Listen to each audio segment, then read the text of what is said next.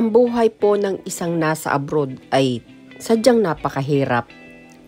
Lalo at nag-iisa ka, malayo ka sa pamilya. Yung pong view yan ay dito dyan sa amin sa Canada.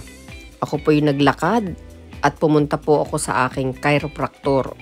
Kasi sa sobra pong pagod sa trabaho, sumasakit na minsan ang likod. So, kailangan pong maglakad para ma-stretch ng kaunti yung aking katawan. Nagpunta po ako sa aking doktor. Kaya kinunan ko yan ng view.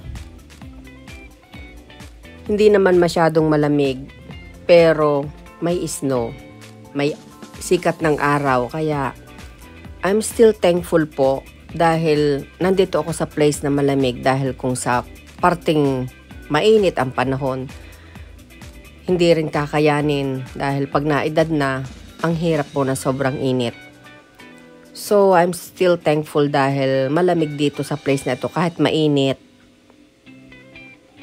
malamig naman ang simoy ng hangin. So, balik tayo sa pag-iisa. Alam nyo, ang buhay natin ay iba-iba ang sitwasyon. Merong buong pamilya, merong masayang pamilya, may single, katulad ko, nag-iisa, patuloy na naghahanap kahit maedad na ng makakasama sa pagtanda, pero hindi naman ganun kadali ang maghanap ng makakasama mo at makakatulungan mo, makakaagapay mo sa iyong pagtanda, di ba? Katulad nga na sinabi ko, hindi naman yan basta binibili, yan ay nadating. So ako'y naghihintay hanggang ngayon kung sino ba talaga ang aking makakasama dyan sa pagpapasyal-pasyal kong hindi yan. Meron pa nga di yung upuan eh. Lagi kong minimiti sana dumating ang araw na ako ay makaupo doon sa upuang para bang nagpapahinga lang na nagre-relax, nagmumuni-muni. Naglalakad, may kasama,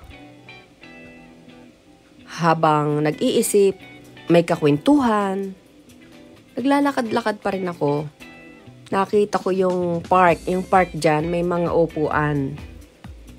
So yan, dyan ko kinunan yung magandang puno na may magandang bunga. Yan, yung upuang iyan.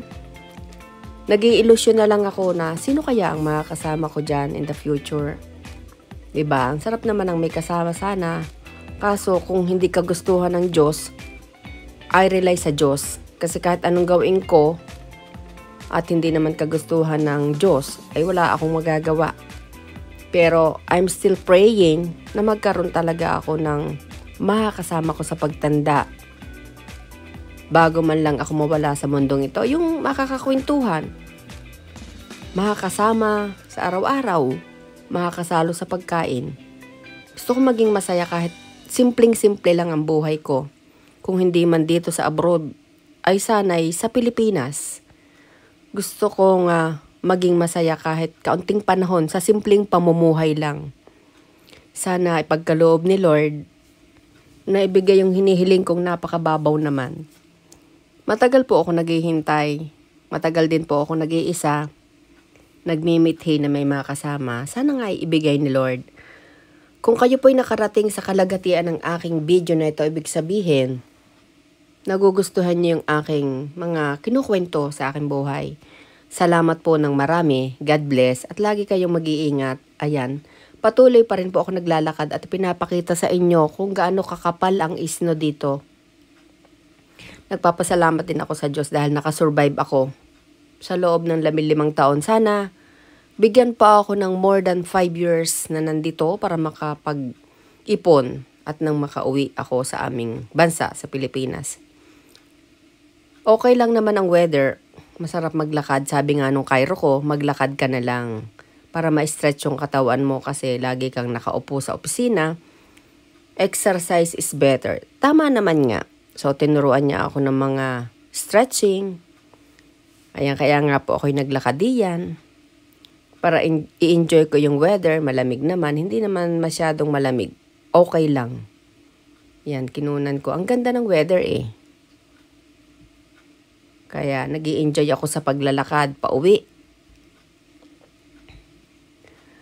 Kahit mahina ang lakad ko, medyo madulas yung daan, sinisigurado kong hindi ako madudulas kaya patuloy po ako nagbibideo. Malapit na po ako sa tinitirhan ko at ito pong bahay na ito yung memorable sa akin. Halos 14 na taon akong tumira dito at napakabait naman ang aking landlord. Yun ang isang pinagpapasalamat ko dahil nagkaroon ako ng landlord na nakasama ko sa loob ng 14 na taon at ako'y kanyang caretaker. Sobrang close kami, magkaibigan, nagdadamayan. Pag ako'y may sakit, tinutulungan niya ako, binibigay niya ako ng ride. Pagkain, nagbibigayan kami. Napakabait po ng aking landlord at yan po yung kanyang bahay. Kaya nga po hindi ko alam kung hanggang kailan kami magkakasama dahil plano na po niyang pumunta at umuwi sa kanyang bansa sa Croatia.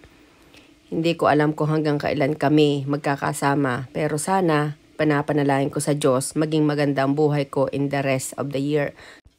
Thank you so much po sa lahat na nag-watch ang aking YouTube channel. Paki-likes naman po at paki-comments after you watch. God bless. Thank you, thank you.